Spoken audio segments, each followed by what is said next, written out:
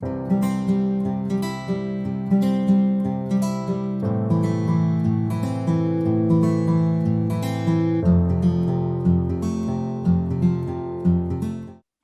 tardes, bienvenidas a todas y a todos al segundo evento de la Semana de la Mediación que organiza Mediaicam.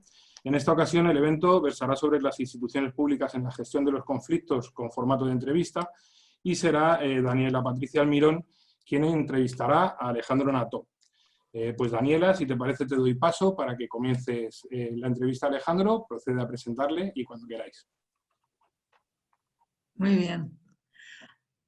Buenas tardes, noches, aquí en Madrid. Buenas tardes, Ale, allá en Buenos Aires.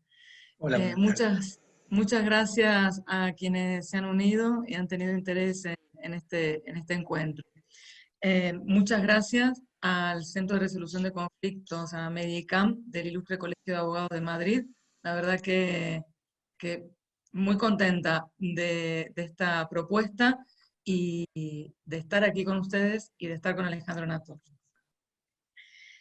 Bien, Alejandro Nató, voy a hacer una presentación.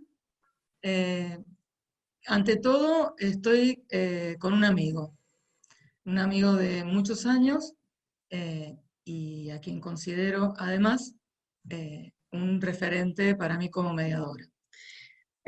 Alejandro Nató es abogado, es profesor, es mediador, es presidente de CIEDEPAS, una entidad, una ONG que nos nuclea a él y a mí. Él es presidente del Centro Internacional de Estudios sobre Democracia y Paz Social de Argentina. CIEDEPAS tiene su origen en México y tiene esta delegación de Argentina. Y también estamos juntos en Mediadores en Red, que es otra entidad a la que queremos mucho en Argentina. Alejandro ha sido defensor del pueblo de la Ciudad Autónoma de Buenos Aires y en la actualidad es el responsable de la Oficina de Mediación de la Defensoría del Pueblo de la Nación Argentina. Así es que me pasa y nos pasa que nos conocemos de hace tiempo, confluimos y nos encontramos en muchos ámbitos con Alejandro, así es que es un encuentro como les dije, con un amigo. El título que se le ha dado a esta entrevista para hacerle a Alejandro es La mediación y las instituciones públicas. Y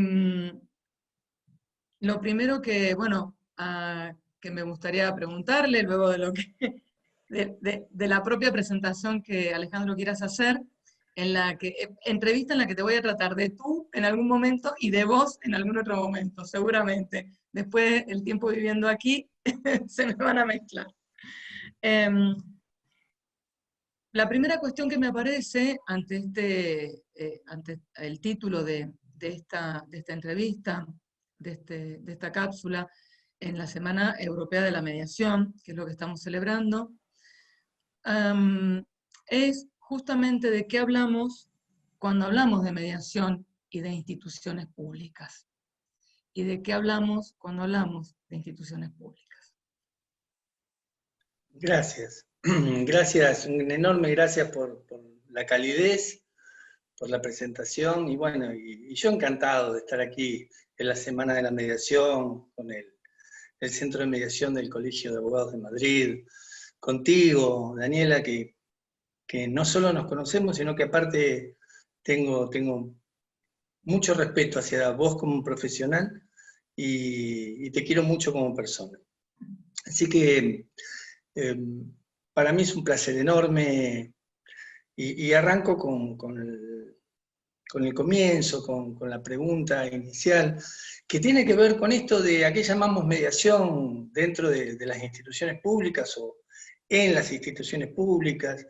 Y yo creo que hay como una visión sesgada, por un lado, desde algunas instituciones en las cuales creen que pueden instrumentalizar la mediación. Y pongo esto como un primer semáforo en rojo, o como una señal de alerta, porque en verdad veo muchas veces que se hacen mediaciones comunitarias en los municipios, se hacen mediaciones en instituciones gubernamentales, se hacen mediaciones en el Poder Judicial, o promovidas por el Poder Judicial hacia afuera, la mediación, ¿no? Organizada por el Poder Judicial. Y a veces existe una tergiversación de la visión institucional respecto a lo que es la mediación y respecto al rol de los mediadores. Y es aquí donde me gustaría conversar con ustedes de esto. Creo que hay un sinnúmero de instituciones que creen que la mediación, como la hacen ellos, es propia. A mí me pasaba hace muchos años atrás que pusimos los primeros centros de mediación comunitaria a disposición en la Ciudad de Buenos Aires, y uno de ellos lo pusimos en la iglesia. En la iglesia muy conocida, es la iglesia de San Cayetano. Y había vecinos que decían, vamos porque en la iglesia se hace mediación. Y no está mal que en la iglesia se haga mediación, pero había otros vecinos que decían, la mediación que hace el cura. No, a ver, yo esto del cura lo traslado a las diferentes instituciones. ¿Por qué? Porque a veces se generan espacios de mediación en municipios donde existe una visión de hablar desde lo que es el rol municipios, ayuntamientos, alcaldías, hablar de lo que es el rol del mediador desde el funcionario y decir, bueno, sacame la gente de la calle, sacame el conflicto de encima. O desde el Poder Judicial hay como una visión de descomprimir la justicia para lograr mayores acuerdos y que muchos temas no lleguen al sistema judicial. Y esto no está mal desde el punto de vista de la necesidad institucional, pero desde el punto de vista de la mediación propiamente dicha, pierde lo edificante de la mediación. Pierde el lugar de posibilidad, el espacio de posibilidad enorme que tiene la mediación, de coser fragmentos, de rearticular relaciones, de buscar recuperar la memoria histórica, de posicionar intereses y al mismo tiempo trabajar con ellos desde el punto de vista de las mismas necesidades de las partes. Bueno, todo esto que la misma mediación genera a partir de las revinculaciones, no está en juego si tenemos indicadores de satisfacción finitos que tienen que ver con el interés de la institución y no con el interés de las partes.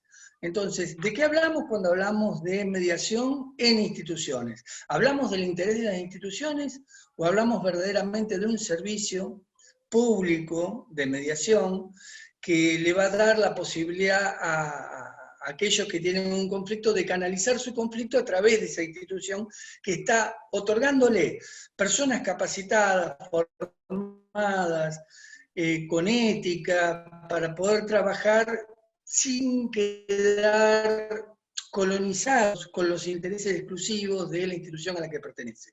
Y esto me parece que es una distinción en la cual hay que entrar después de tantos años de funcionamiento de la mediación y después de ver cómo se pretende usar, y esa es la palabra, usar la mediación para los intereses propios de la institución. Ale, a ver, vos sos un mediador que sos mediador hace más de 20 años, 25 años, sos un mediador de los inicios de la mediación en la Argentina. Abrazaste, porque te lo he escuchado contar, abrazaste la mediación muy joven, también como parte de tus inquietudes sociales. Y además sos un mediador que bien puede estar en Ciudad Autónoma de Buenos Aires, ¿no? en la capital donde está la sede de la capital de la República Argentina, podés estar en algún pueblo alejadísimo de Buenos Aires, a lo mejor en el norte argentino, pequeño, en un centro de mediación comunitario, o podés estar en el sur, o podés estar en Bolivia, como has estado, trabajando con el Centro Carter en gestión de conflictos, o podés estar en Chile, ¿sí? Digo, y en todos estos lugares atraviesa esto de lo institucional, ¿no? Y atraviesa lo público. Y esto que estás planteando acerca de para quién hacemos lo que hacemos, ¿no? Desde los espacios públicos. ¿Qué podrías contarnos que hay o que sentís como hilo conductor de estos espacios en los que has colaborado en la gestión de conflictos, como mediador directamente y también enseñando gestión de conflictos? Sí, voy a agregar algunas cosas que tienen que ver con la experiencia. Trabajé en casi todos los países de América Latina, mucho en Centroamérica, también en México. Bueno, la verdad que la mediación me abrió las puertas de muchas universidades, pero también de mucha intervención, de mucha praxis. Y lo que yo aprendí en estos campos de acción es que yo iba con mucha teoría, que creía que era el bagaje necesario para poder incorporar este conocimiento en determinado tipo de contextos. Y me fui dando cuenta que el contexto me ha enseñado mucho. Si vos me preguntás, ¿cuál es el hilo conductor? Y yo ahora me dejo llevar más por el contexto para después promover iniciativas, que ir con una maqueta teórica y tratar de introducir desde la metodología esa maqueta teórica en el conflicto. Y esto no quiere decir que no tenemos que conocer la teoría, que no tenemos que conocer los instrumentos con los cuales trabajamos, los modelos de mediación desde los cuales nos paramos, los formatos de cómo concebir diseños estructurales y planificación para poder intervenir en un conflicto. Pero en los conflictos sociales especialmente, hablo del conflicto social chileno, del conflicto político boliviano, de la violencia inusitada que existe en algunos países, como el contexto mexicano. La realidad es que, así como yo digo que el caso comanda, el contexto comanda el caso. Entonces, ya no comanda mi teoría, no comanda mi maqueta, no comanda mi forma metodológica de intervenir, sino que, bueno, tengo que estar lo suficientemente preparado para dejarme, por un lado, atravesar por lo que implica el contexto, pero también conocer profundamente en qué lugar me estoy metiendo, en qué lugar estoy introduciendo la parte de la praxis para poder, la parte de la teoría para poder hacer praxis. Por eso yo digo que yo voy más de la praxis a la teoría y con la praxis hago teoría. Y eso es lo que enseño, eso es lo que trato de enseñar. A mí me gusta mucho más ya salir de los moldes habituales con los cuales fuimos aprendiendo desde dónde pararnos para poder ver los conflictos, a poder ver el conflicto de modo más diáfano, que no sea un presupuesto mío, esa matriz, esa maqueta, ese modelo, sino que el presupuesto sea el propio contexto. ¿Por qué digo esto? Porque me contamina el modelo, porque me contamina la metodología. Entonces, contamina mis presupuestos para poder tener determinado tipo de hipótesis sobre lo que estoy viendo. Por eso yo siempre digo que según desde donde miremos va a ser directamente proporcional a cómo intervenimos. Y en este campo, que tiene que ver con lo social, o lo urbano, lo territorial, que es donde más practico la gestión constructiva de conflictos y los procesos colaborativos, mi modo de enfocar para ver diáfano es tratar de ir con la menor cantidad de estructuras modélicas preconcebidas. Eso no quiere decir que no conozca todo el bagaje teórico con el cual puedo después desplegar acciones. Pero lo que sí digo es que primero lo quiero ver, primero quiero tener un muy buen análisis de contexto para poder intervenir. Me pasa en el conflicto chileno, donde yo creo que es un conflicto que creció muchísimo después de un gran reventón que hubo, en octubre del año pasado, no, del otro año, y luego, o sea, de octubre del 2019, y luego el conflicto tuvo represión, o sea, desescaló de modo violento. Ahora, ese conflicto que desescaló de modo violento pasó una relatencia.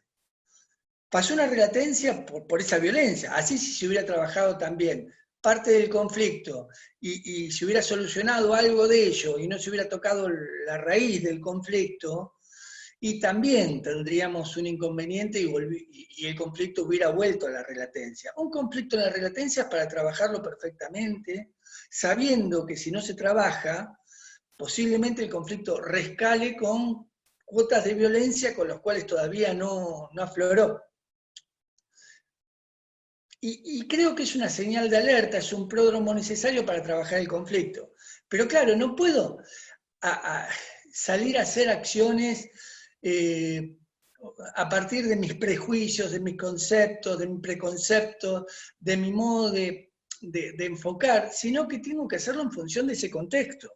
Por eso tengo que ir, instalarme en el lugar, ver, hablar con actores clave, personas de diferentes niveles que me puedan llegar a ayudar, y en esto el modelo de Lederach me sirve mucho porque me habla del multinivel por un lado, que quiere decir que, bueno, tengo que trabajar con aquellos que toman decisiones, pero también con los sectores de base, y tengo que buscar esas personas clave que puedan también atravesar e ir y volver a diferentes campos de acción para poder después promover algún tipo de iniciativa que sea útil y que involucre a estos que no estaban en el conflicto y que se puedan introducir en el conflicto. Pero también me ayuda mucho visualizar desde un tercer lado, que es un modelo de Yuri, pero también me ayuda mucho, que tiene que ver con esto de buscar a aquellos que todavía no se han posicionado de un lado ni del otro y darle un tipo de rol dentro de lo que es el conflicto, ir a buscarlos, pensarlos dentro de una dinámica de una plataforma, y esto, queramos o no, requiere tener esto de salir del toco y me voy, del salir de yo soy el importante. O sea, esto a modo de chiste, ¿no? Es difícil para un argentino salir de yo soy el importante, pero, y vos lo sabés. Sobre todo para un porteño, sobre todo para un porteño. Sí, claro. Yo nací en Olavarría, digo siempre, por las dudas, pero igual, no. Me asumo como que he crecido aquí en esta ciudad, grandilocuente. No quiero decir nada del fútbol porque si no va a quedar muy poco académico, porque sí, bueno, pero sí, que la gente, quienes están con nosotros aquí sepan que no somos del mismo cuadro de fútbol. Nada, está bien. Yo soy de Boca, vos no. Yo no, soy de River Plate. Salimos campeones ayer, te cuento. Pero bueno, más allá de eso. Porque son instituciones, y también por eso se me aparecen. Alejandro. Pero lo que quería decir con este chiste, sí. Déjame terminar la idea y te paso. Sí, dale. Lo que quería decir con este chiste, que nosotros somos grandilocuentes, todo ese tipo de cosas con las cuales así nos ven, porque debemos serlo, no sé, fanfarrones, altaneros, todo eso. Bueno, cuando vos trabajás en otro lugar, sabés que la representación social que tienen de nosotros es esa. Y ya, espejándote en un espejo que sabés cómo te espeja, tenés que reconvertirte también para poder mostrar que verdaderamente no sos quien creen que sos. Y esto ya es un proceso enorme de deconstrucción de uno mismo, que es un trabajo muy lindo que los argentinos tenemos para hacer cuando trabajamos en otro lugar. A vos te debe estar pasando, Daniela, que sabés cómo te miran y que tenés que tener algún grado de no discriminación, primero no diciendo esos son los porteños, nosotros no lo somos, primero, y luego de evitar esa discriminación que acabas de tener conmigo, entender que esa deconstrucción también te hace crecer. Así es. Digo, eso que nos hace crecer, eso también forma parte de la mediación, porque trabajar con uno mismo es el propio trabajo que tenemos que hacer cuando desplegamos acciones dentro del campo de acción en el cual trabajamos.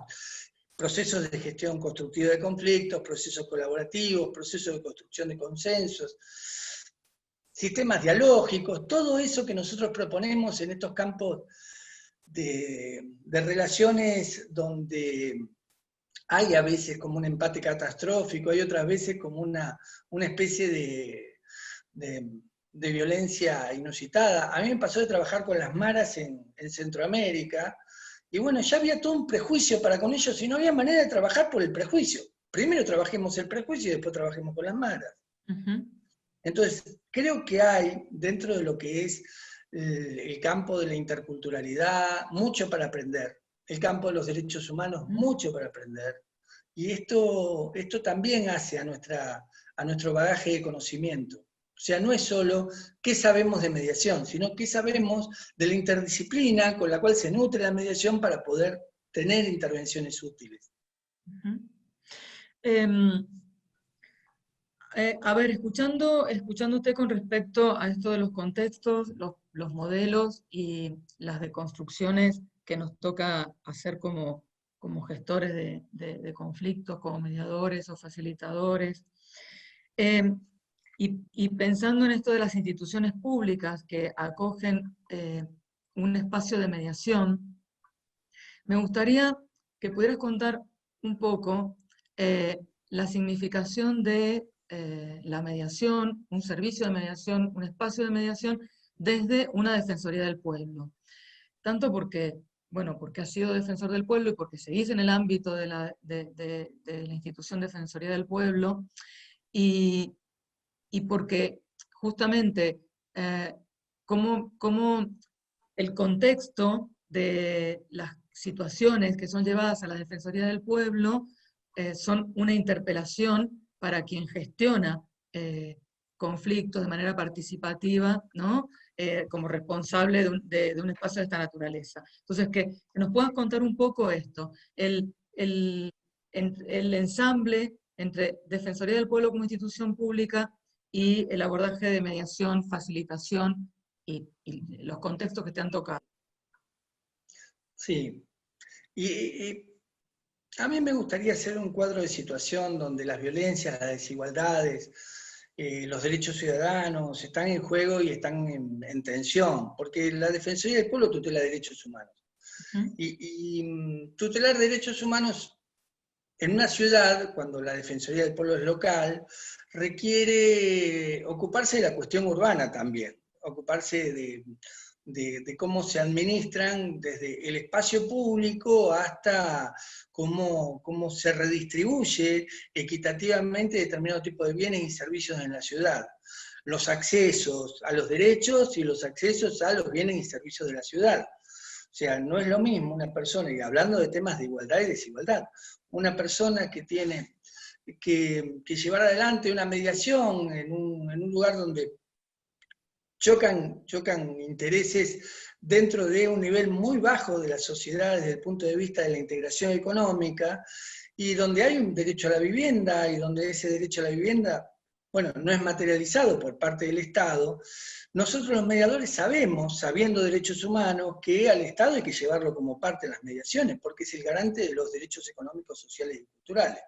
O sea, si no supiéramos derechos humanos, si no supiéramos, y quizá nos quedaríamos con la autonomía de la voluntad entre dos partes, uno que tiene una casa precaria y otro que se tiene que ir porque no paga la casa precaria.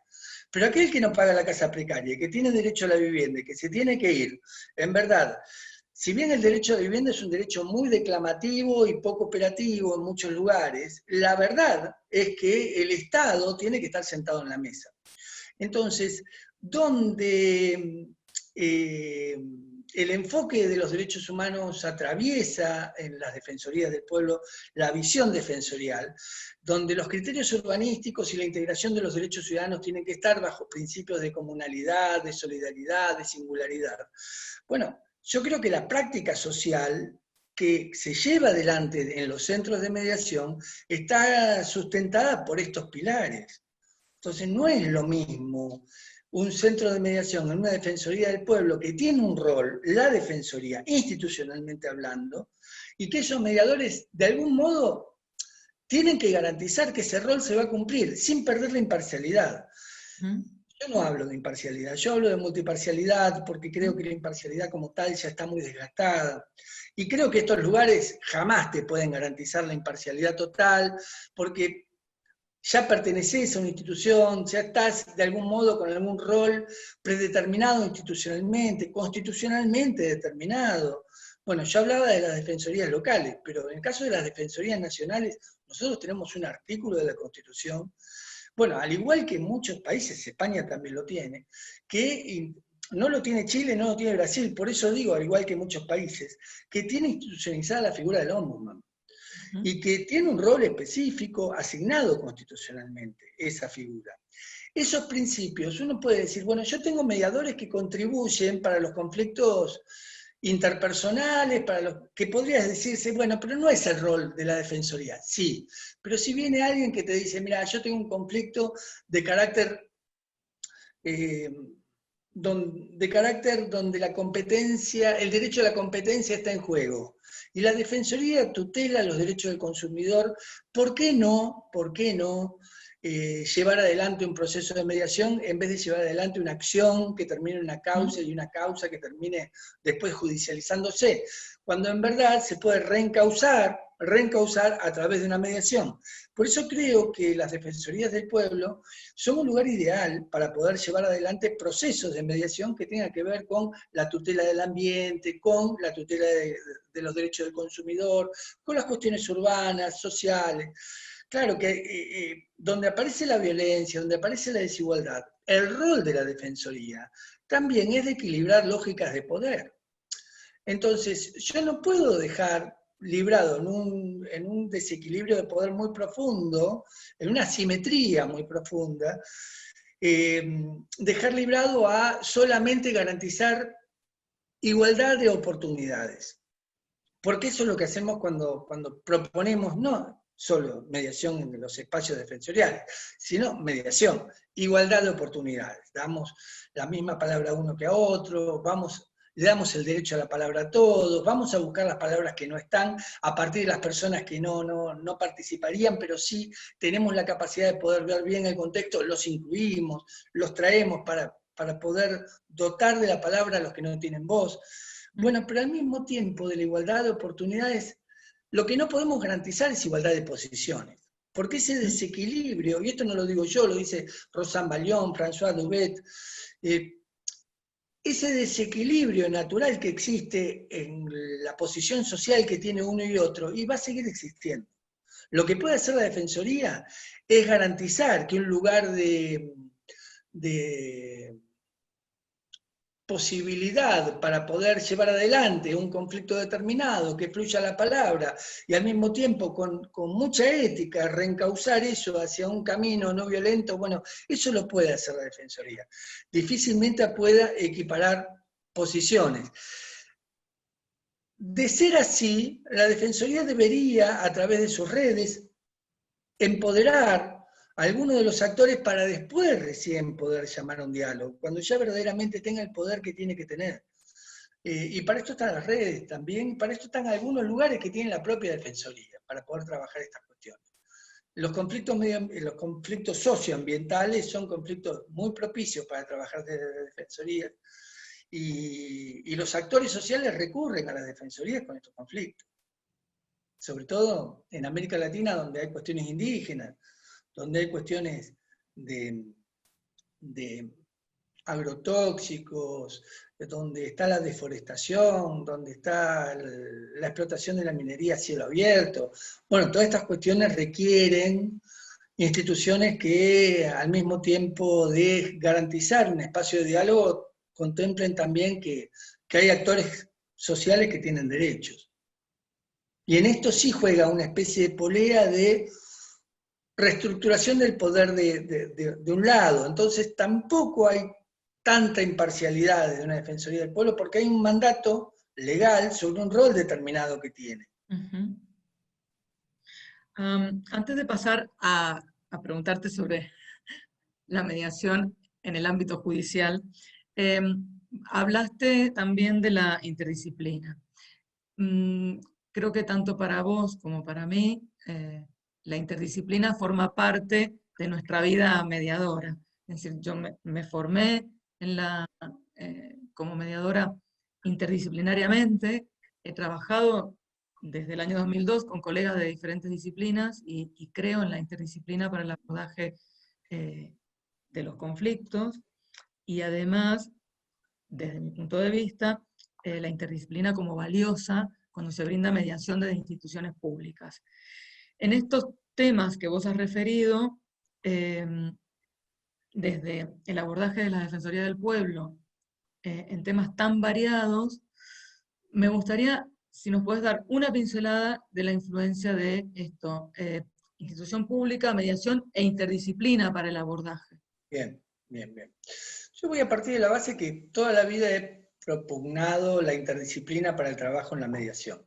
Creo que en algunos lugares, en algunos países, los abogados nos apropiamos de la mediación. Es como que nos hemos posicionado como que conflicto es nuestro porque para eso pusimos como Estado antes los jueces y el poder jurisdiccional para poder resolver conflictos, y así dentro de lo que era la dinámica del rol del Poder Judicial era que, bueno, se tramitaban los conflictos dentro del ámbito jurisdiccional.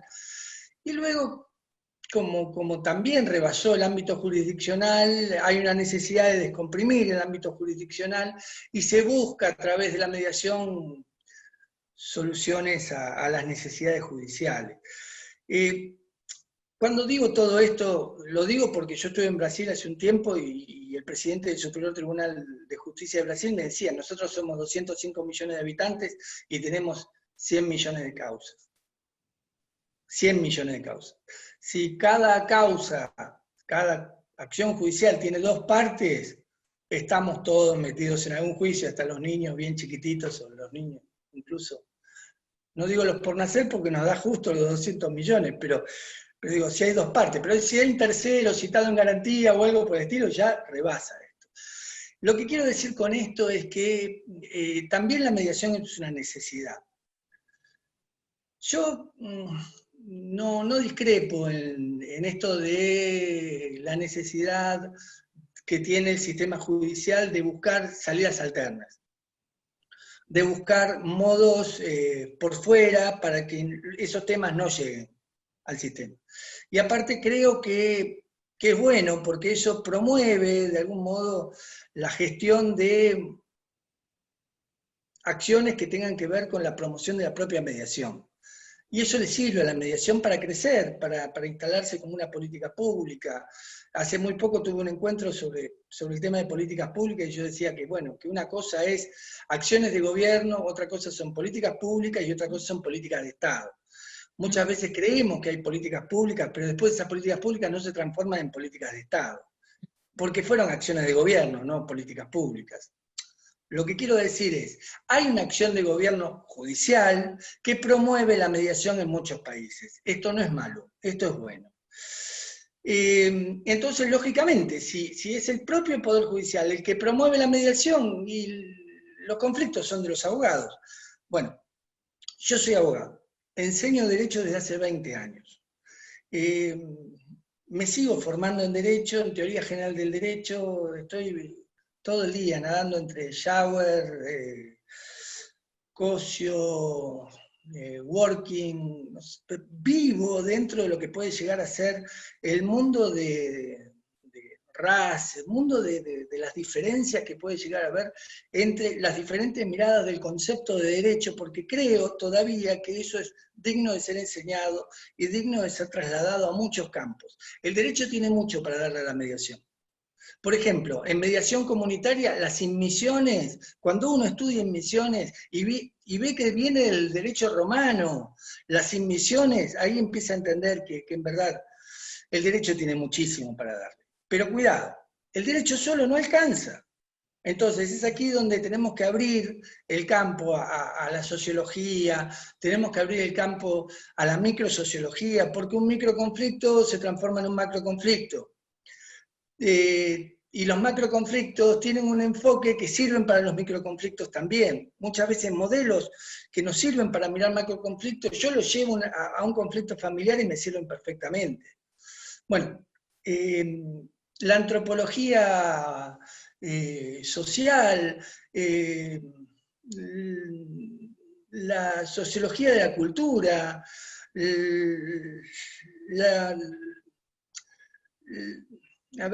la psicología comunitaria, el trabajo social. Hay un sinnúmero en la arquitectura para la cuestión urbana, el urbanismo, para tener una visión desde dónde hablamos cuando hablamos de integrar derechos ciudadanos en una ciudad. O sea, cómo ponemos a la ciudad en el centro del dispositivo y los accesos dentro del dispositivo, y también con esa mirada que nos puede dar el urbanista, pero esto no quiere decir que si yo tengo humedad en una pared, voy a llamar a un urbanista para hacer la mediación. ¿Por qué? O voy a llamar a un arquitecto. ¿Por qué? Y porque si no traigo un perito, no traigo un mediador. Pero interconectar saberes disciplinares para que puedan darle una construcción teórica a los diferentes modos de promover iniciativas, al momento de tener que hacer intervenciones en el campo social, urbano y territorial, a mí me parece que tienen que confluir todas estas miradas. Es más, Galtung no es abogado, Lederach no es abogado, Sarakov no es abogado. Digo, si yo empiezo a hablar de aquellos que teóricamente forman parte de, bueno, que están consagrados ya como casi grabado en piedra lo que dicen, aunque yo deconstruyo todo, rediscuto todo, le discuto a ellos. Bueno, me parece que tenemos que ver que hay mucho para aportar también, y hay que pensar desde el derecho qué es lo que se le puede aportar a la mediación. Porque yo creo que hay un sinnúmero de cuestiones con las cuales, desde la filosofía del derecho, en la construcción de la realidad, por ejemplo, a mí me sirvieron mucho para poder ver desde el constructivismo radical, el constructivismo social, cómo se generan los supuestos de las personas y cómo trabajar con las conductas de las personas. Entonces todo esto lo aprendí en derecho, o en ética, cuando cursé ética para poder tener el doctorado. Bueno, todas estas cosas que tienen que ver con el conocimiento, lo transdisciplinario hace a un bagaje teórico necesario que la mediación requiere. Yo creo que con esos cursos que le damos a los mediadores de 100 y algo de horas, y posiblemente creemos que estamos formando un profesional, con 100 y algo de horas no formamos nunca un profesional. Entonces, cuando nos damos cuenta que hace falta no solo hacer una maestría, sino también estudiar otras disciplinas para poder entender desde la otra disciplina y mirar la mediación desde la otra disciplina, ¿cuánto se puede aportar? Yo tengo un amigo que es Juan Pablo Mata, que es antropólogo, y que tiene desde un lugar de cientistas, porque así están considerados por la Argentina, en uno de los centros de ciencia más importantes de la provincia de Buenos Aires, que están estudiando el conflicto desde la antropología. Lo hacen en una universidad que es la Universidad del Centro. Creo que esto es un espacio riquísimo para discutir y para intercambiar. Como nuestro amigo Carlos Jiménez. Claro, no hay duda. A ver, Carlos Jiménez, hace poquito hicimos un debate con Carlos y con Juan Pablo. Yo a Carlos lo quiero mucho. Y en ese debate que hicimos, bueno, Carlos se mostraba encantado por algunas cuestiones que le contábamos de América Latina, pero en verdad Carlos es el maestro de todos nosotros. Digo, y él recoge muchas cuestiones del contexto latinoamericano porque le dice que él nos plantea que le da mucha riqueza también, y festeja el mismo porque trabaja Carlos, en la intercultura, sí. Claro. Acá alguien dice que no consigue escuchar. ¿Es un problema que existe generalizado o es alguien en especial? Porque de Milagros dice no consigo escuchar. ¿Se escucha bien? Digo, solo pregunto para poder seguir, posiblemente sea un problema de Milagros. Porque si no nos han podido escuchar, ¿qué problema en 45 minutos? Claro, pues si seguimos hablando de todo esto y no se escucha. Se escucha perfectamente, Alejandro. Ah, bueno. Bueno, gracias. Entonces es un problema puntual de alguien que bueno, y ojalá lo pueda resolver. Sí. Gracias que nos están diciendo que se vaya. Muchas gracias por el feedback. Gracias.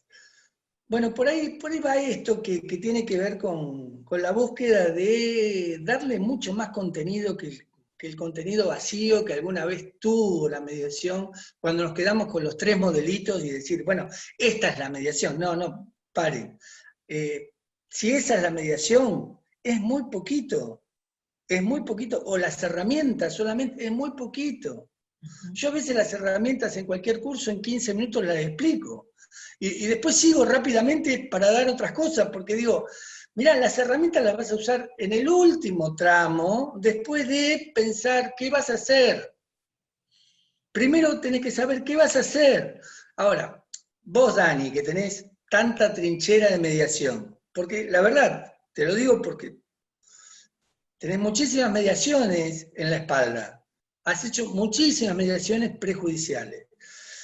Digo, uno quizá tiene que sacar como chorizo la mediación. Cuando digo como chorizo es producción en serie, producción en masa, porque tenés un horario, tenés que producir, tenés que sacarlo, y si no lo sacás, se te viene el otro horario encima, entonces tenés que buscar acuerdos, porque eso es el elemento satisfactor del sistema, y no te digo que haces mucho para lograr un acuerdo, pero vos te vas con una especie de jucarda cuando conseguiste un acuerdo, porque al sistema le sirve el acuerdo. Digo, no es de a veces de mala praxis tener esta forma de trabajar, cuando en verdad, más allá de las necesidades del sistema, más allá de las necesidades de otorgar determinado tipo de salidas alternas a lo que puede llegar a ser la introducción de un tema dentro del sistema judicial, y que se resolvió ahí en la antesala, que es la antesala prevista por el propio sistema para sacarle temas al sistema. Digo, no termina siendo de muchas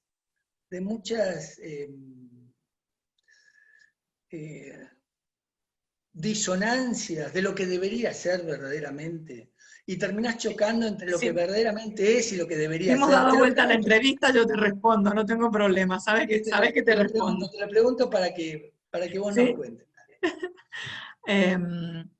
Ale, mi siguiente pregunta iba al hilo del... te pregunté yo, Dani, ¿sí? te pregunté yo. Pero que voy a responder por eso. Como iba al hilo de la mediación judicial, o de la mediación en los ámbitos de los poderes judiciales, y porque no me gusta decir en el ámbito de la justicia, sino de el Poder Judicial o el Ministerio de Justicia. Vos sabés, y no tienen por qué saberlo quienes nos acompañan, que mi vivencia y mi experiencia durante esos 13 años en un servicio de acceso público y gratuito de mediación en el Poder Judicial es muy particular, porque ese servicio dentro del Poder Judicial es muy especial, ¿no? En el sentido de el acceso público y gratuito y en el sentido del abordaje de multitemas, ¿no? Y que esto que vos traes acá, que es los estándares de estadísticas y los estándares de calidad y los estándares de arribo de acuerdos, fue algo que en mi caso particular, como funcionaria en su momento, tuve la oportunidad y la posibilidad de revertirlo, en el sentido de poder distinguir que una mediación podía llegar a un acuerdo, podía no llegar a un acuerdo, podía tener una solución diferente, pero también quienes habían transitado por la experiencia de la entrevista de premediación o sesión informativa, como se llama acá en España, sabíamos, porque también teníamos una devolución de las personas, de que tenía un efecto. A mí me parece que todo tiene que ver justamente con el contexto que vos referías y desde dónde nos paramos para mirar el trabajo que hacemos en mediación. Yo creo en la mediación en el ámbito de los poderes judiciales, pero porque la Daniela lo ha experimentado, y esta es mi opinión, de que creo que es acceso a justicia y acceso a la justicia, es acceso al ámbito de los espacios judiciales y es acceso también a soluciones que las partes sienten como justas, pero también soy consciente que hay que tener claro desde dónde miramos y cómo hacemos lo que hacemos, y que lo que se hace desde mediación en el ámbito judicial, aunque no haya un acuerdo, no quiere decir que no ha sido un éxito. Y en esto estoy absolutamente convencida, que requiere mucha responsabilidad, que requiere mucha ocupación, que requiere organización, y que requiere una gran cuota de pasión, y que además requiere presupuesto.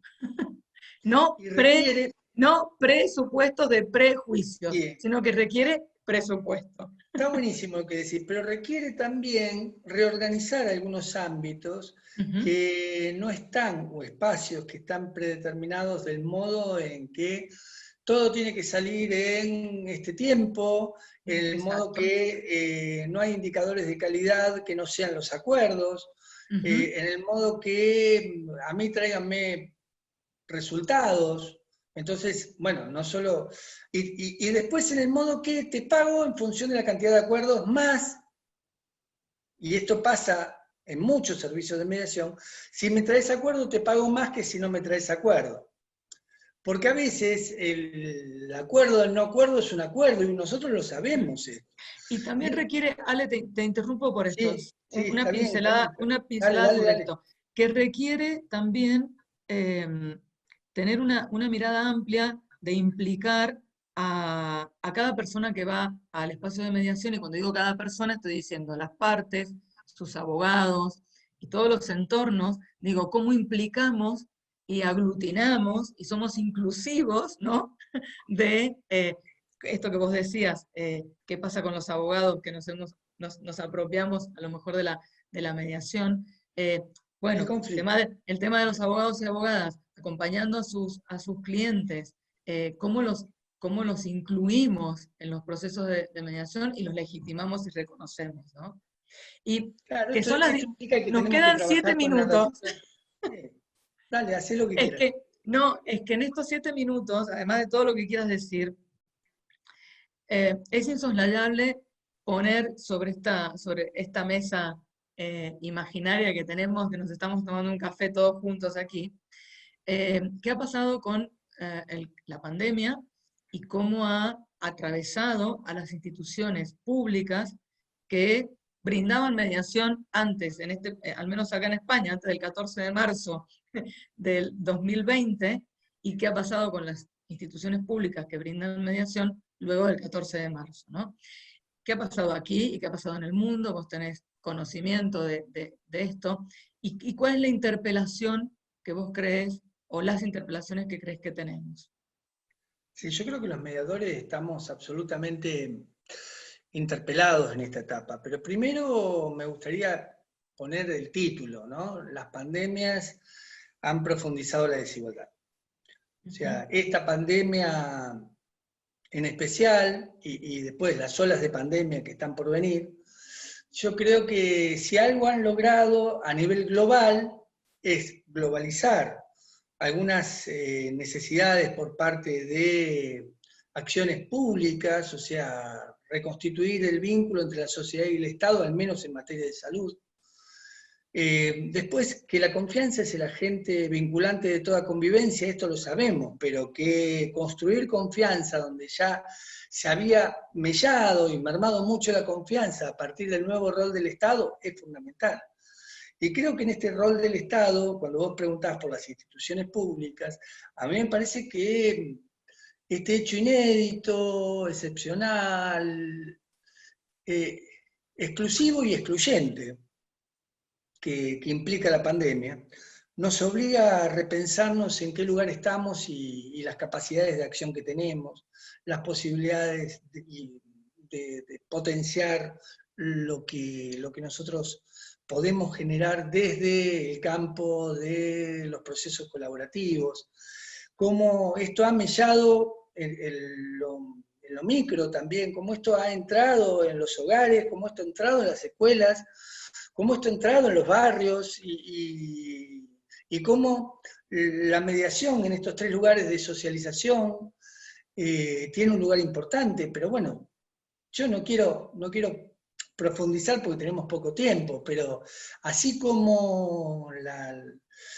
la digitalización avanzó muchísimo, y esto es algo sumamente positivo, el quedarnos todos en casa por mucho tiempo ha generado mayor violencia familiar, ha generado abuso sexual infantil, ha generado miradas cruzadas entre los unos y los otros, una sociedad que cada vez tendía más hacia la coexistencia, porque de hecho la sociedad de consumo nos llevaba a la división con líneas abisales que son simbólicas, que nos dividían, barreras que nos dividían de por sí a los integrados de los desintegrados del sistema.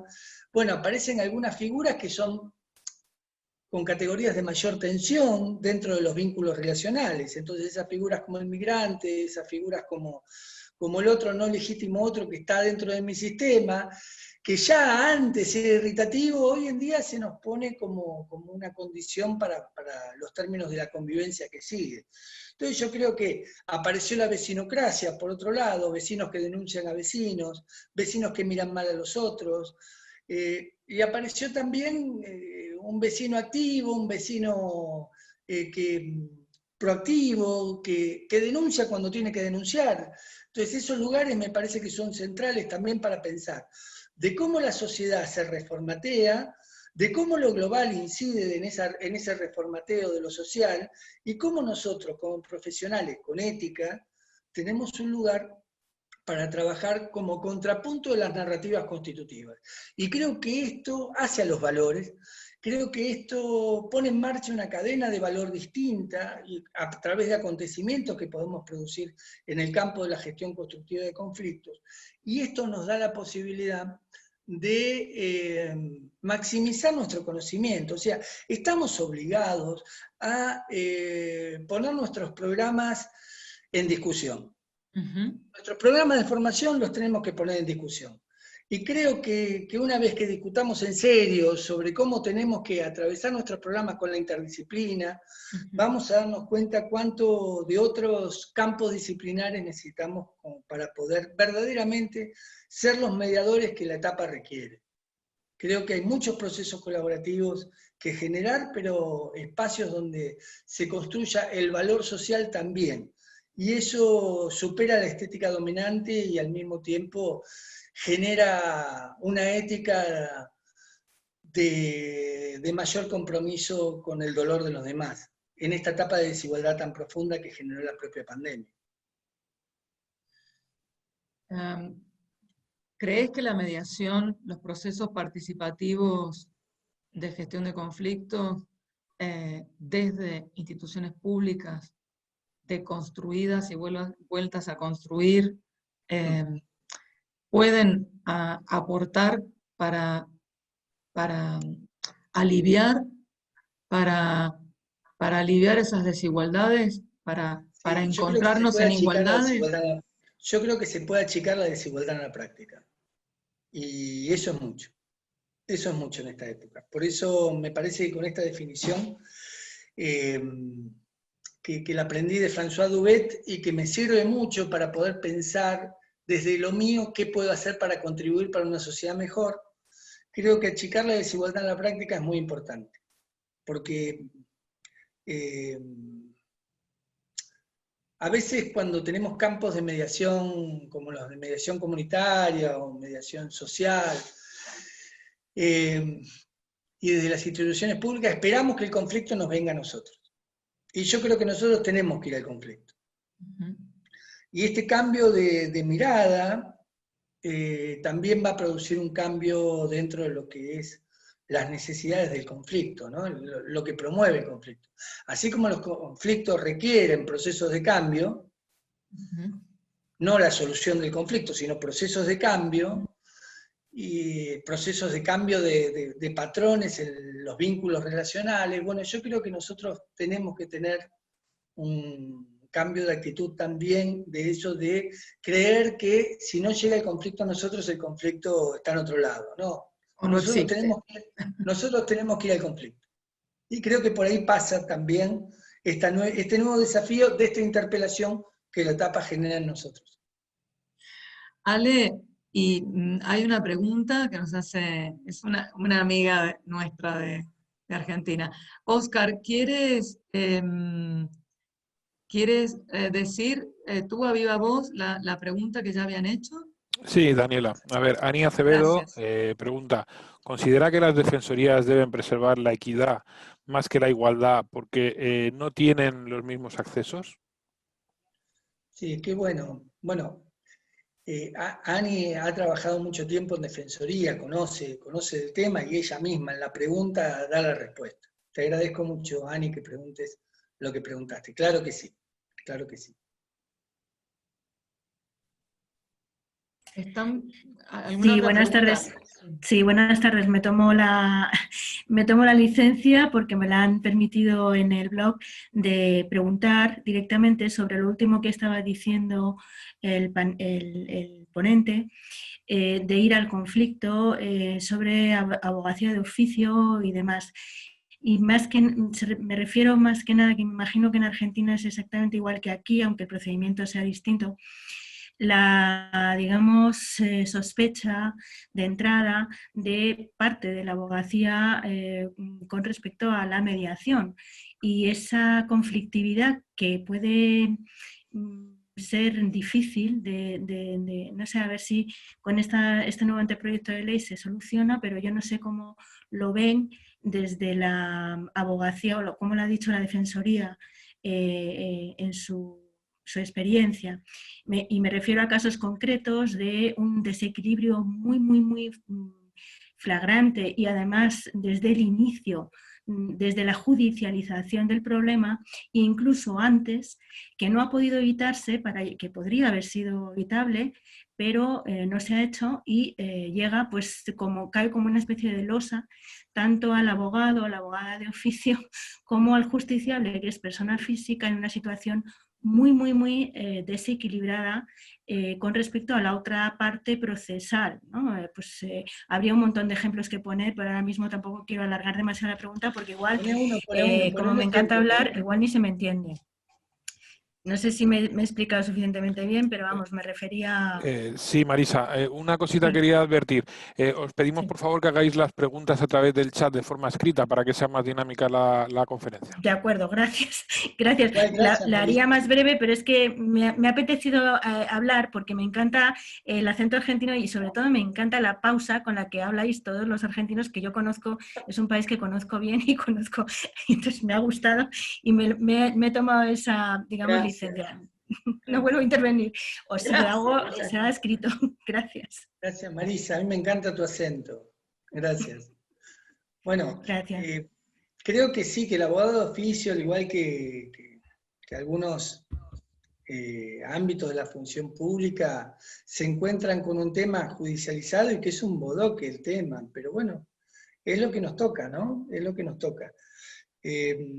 Me parece que da para mucho, habría que ver ejemplo por ejemplo, sí. Habría que ver cuál es el lugar de cómo intervenir para que haya mayores posibilidades para generar espacios de igualdad entre las partes. Bueno, todo esto es para hablar con el ejemplo en la mano, ¿eh? Así que bueno, te agradezco mucho, me encanta tu acento, Marisa.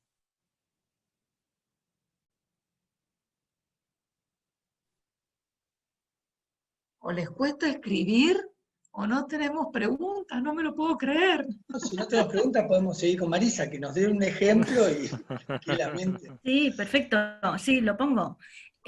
Una comunidad de vecinos, una administración pública que ha dado unas viviendas de protección oficial, se llaman aquí, han sido, digamos, con el paso del tiempo, vendibles o digamos, privatizables. Estoy poniéndolo lo más concreto posible y parto de la base, y no quiero abusar de que somos todos abogados, y entonces os pido también en ese sentido ayuda para comprenderlo bien.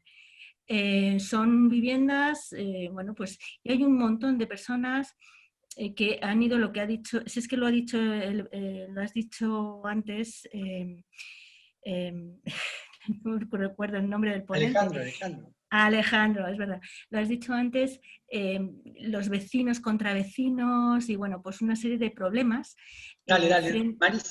Marisa, es un problema que se da en todas las ciudades del mundo. Sí, la gentrificación, que es la nueva lógica en la cual crece el boom inmobiliario, hace que haya desplazados por un lado, haya desterritorialización, reterritorialización, nuevas lógicas de relacionamiento del poder económico con el poder político estatal, porque antes de invertir generalmente el Estado le limpia la cara al lugar, con lo cual la inversión del Estado está de la mano a los intereses privados, y uno dice, bueno, verdaderamente esto es como un enchastre, ¿no? Desde el punto de vista político y ético, pero así todo hay desplazados, y ahí hay vecinos que no se quieren ir lógicamente porque son del lugar, y hay otros que solo pueden entrar por el poder que les da, el poder económico en el cual el precio del mercado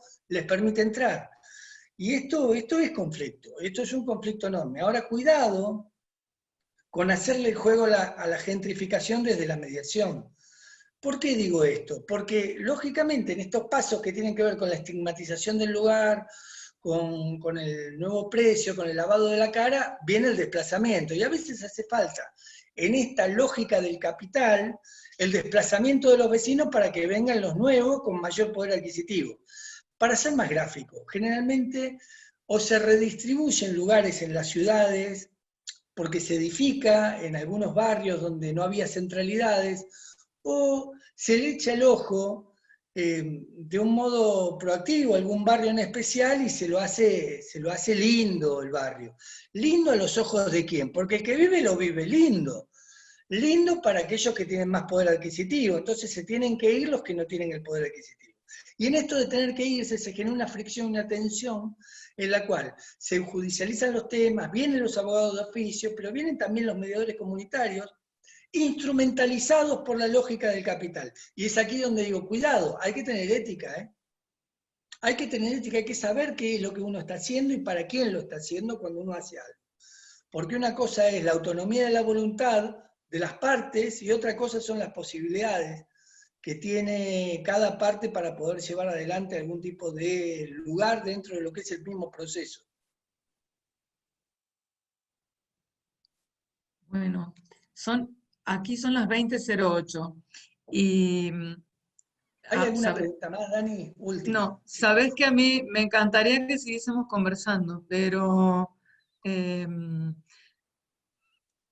yo no veo ninguna otra pregunta, puede ser que no Bueno, no Lourdes, esté viendo yo. Daniela, Lourdes del Amo pregunta en Sí. cuanto a la neutralidad e imparcialidad del ombuds mediador cuando es un funcionario público en asuntos. No sé si ha dejado la pregunta a media, si está clara. No, pero yo lo entiendo. ¿Sí? Mira, yo lo entendí, porque esto se discute muchas veces. ¿Cuál es el grado de imparcialidad que puede tener alguien que tiene el mandato legal de defender los derechos humanos de las personas? Y la verdad que es muy poco. Lo que sí puede es tener una oficina que se dedique a promover instancias de diálogo en determinado tipo de conflictos. Y al mismo tiempo dar asistencia técnica para que otros lleven adelante el diálogo y no necesariamente lo haga el ombudsman, porque ya tiene un mandato legal de tutelar los derechos humanos. Entonces ese lugar te hace perder la imparcialidad. Y por eso la pregunta es tan apropiada. ¿Hasta dónde desde el ombudsman podés hacer esto? Sí podés, porque en verdad, fíjense, el ombudsman en Francia se llama mediateur. O sea, por algo tiene el nombre mediateur. Porque está entre el Estado, como un organismo de control por un lado, o sea, el Estado-gobierno, ¿no? Como un organismo de control por un lado, y los derechos de los ciudadanos. Y ese lugar del medio, como contrapoder, no te da un lugar de poder, sino te da un lugar de contrapeso dentro del sistema de los pesos y contrapesos de la democracia. Por ser un contrapeso, tenés un lugar de lo que puede llegar a ser vía 1,5, más que vía 1 o vía 2. Esto de vía 1 y vía 2 está marcado por un autor que plantea, un autor en Estados Unidos, que plantea que la vía 1 es la vía diplomática, la vía del poder, y la vía 2 es la vía de la sociedad civil. Bueno, la Defensoría del Pueblo está en el 1,5, por eso tiene esta ductilidad, esta facilidad, sabiendo que el lugar de la imparcialidad es muy difícil porque tiene un rol asignado legalmente, pero que puede construir procesos de construcción de consenso o procesos dialógicos a partir de determinado tipo de conflicto por tener ese lugar constitucionalmente concebido. Bueno, yo tengo una frase de nuestro querido Sábato para cerrar, pero Ale, tienes una última palabra de cierre y si me dejas, comparto esa frase de Sábato y bueno, además de agradecerte de volver a agradecer a Mediacam, agradecer a Amparo Quintana, que es una gran mediadora acá en España y que activó y motivó este encuentro, y a cada uno y cada una de estos colegas que nos han acompañado de este lado del Atlántico y de aquel lado del Atlántico tuyo, porque tenemos amigas y amigos. Bueno, Ale, mira, te dejo, yo voy a tener la última palabra, pero porque es sábado. Es sábado y me lo vas a permitir. No, Dani, siempre tuviste la última palabra, eso es verdad. Siempre, no hace falta que lo aclares tampoco. Siempre tuviste la última palabra. Yo agradezco muchísimo que me den la posibilidad de estar con ustedes en Madrid. Yo quiero mucho España, aprendí mucho en España. Di clases mucho tiempo en la Complutense de Madrid, di clases en Barcelona mucho tiempo, en el País Vasco también, muchos años, habré ido más de 20 veces a los diferentes lugares, y aprendí mucho de los alumnos, y aprendí mucho de compartir, y aprendí mucho de pensar los conflictos de allá. Creo que hay un montón de cosas que me quedan en el tintero, que me hubiera encantado poder decirlas, pero que no las dije porque se me pasaron, o porque no pude, o porque Daniela me inhibe. Pero me encanta tener este vínculo lindo con Daniela, y que sea Daniela la que le tocó estar del otro lado. Les agradezco mucho que nos hayan acompañado, les agradezco muchísimo. Tengo un mexicano amigo acá entre todos los presentes, que compartimos alguna vez algunos espacios de tantos que hemos tenido la posibilidad de ir a México. Quiero agradecerles a todos y la verdad decirles que estoy muy contento por estar en la Semana de Mediación, por estar presente en la Semana de Mediación de Europa, por estar presente con el Colegio Público de Abogados de Madrid, y por estar contigo, Dani, que para mí esto nos acerca. Claro que sí. Volvé de una vez. Bueno, yo tengo esta frase que probablemente la conozcas, como para un cierre, agradecer Oscar y Electra todo el apoyo que nos han dado, fenomenal, de verdad. En esto de los backstage que hay de estos encuentros, habernos sentido tan acompañados y arropados, como decís vosotros, que me encanta la palabra. El ser humano sabe hacer de los obstáculos nuevas oportunidades, porque a la vida le basta una grieta para renacer. Así es que, Ernesto Sábato. Gracias. Oscar, sí, tú tienes la última palabra total. Pues nada, Daniela, Alejandro, ha sido un placer. Muchísimas gracias por participar en la Semana de la Mediación de Mediacam y por vuestras intervenciones. Y muchísimas gracias también a todos los asistentes por pasar un ratito con nosotros. Nos vemos en la próxima y muchísimas gracias de nuevo por vuestras intervenciones. Gracias. Y ánimo con el COVID, con la nieve, con la mediación. Ánimo y adelante. Gracias por todo. Gracias. Saludos.